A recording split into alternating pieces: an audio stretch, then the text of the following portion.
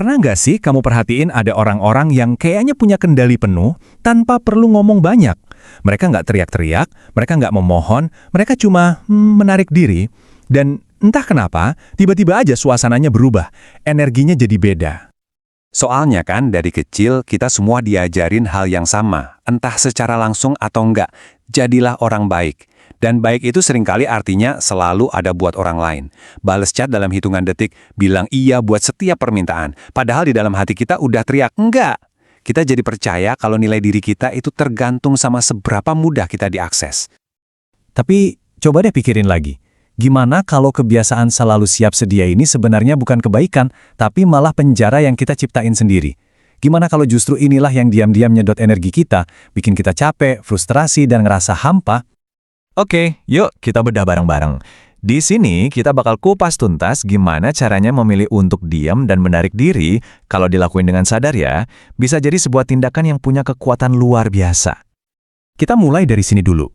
Kita perlu paham, kenapa sih keinginan buat selalu ada untuk semua orang ini sebenarnya adalah sebuah jebakan? Coba deh, rasain sejenak. Sering nggak sih ngerasa lelah padahal kayaknya nggak ngapa-ngapain?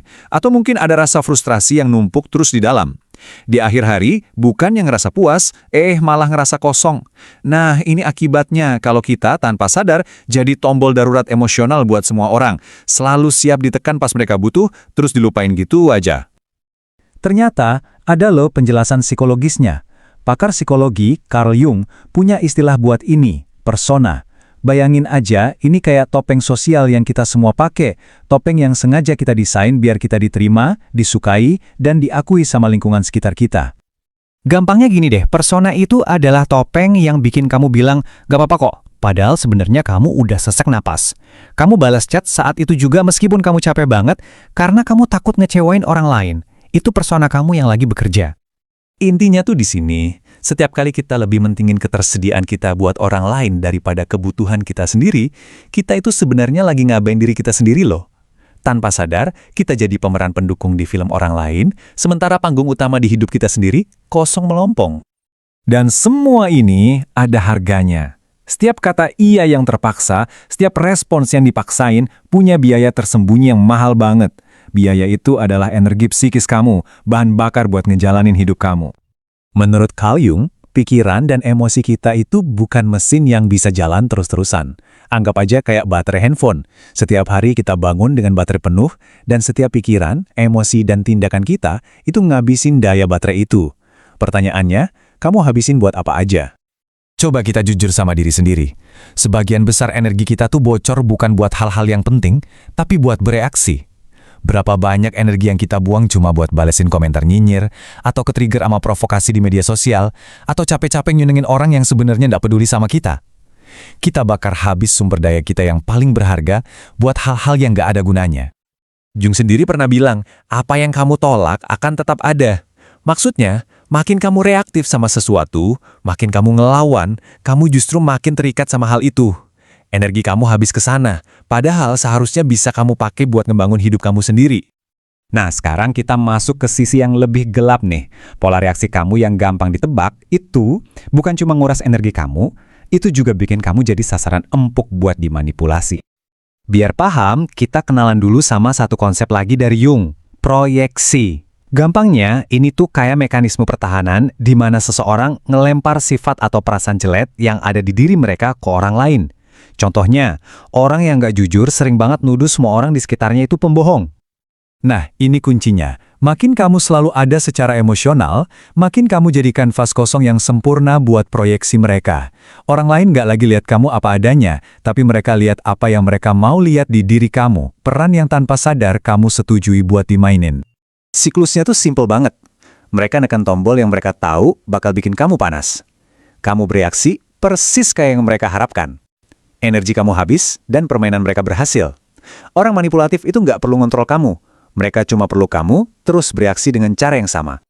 Jadi, gimana dong cara mutusin rantai ini? Jawabannya ada pada sesuatu yang sering kita anggap remeh, diam. Tapi bukan diam karena takut ya, ini adalah diam yang sadar dan strategis.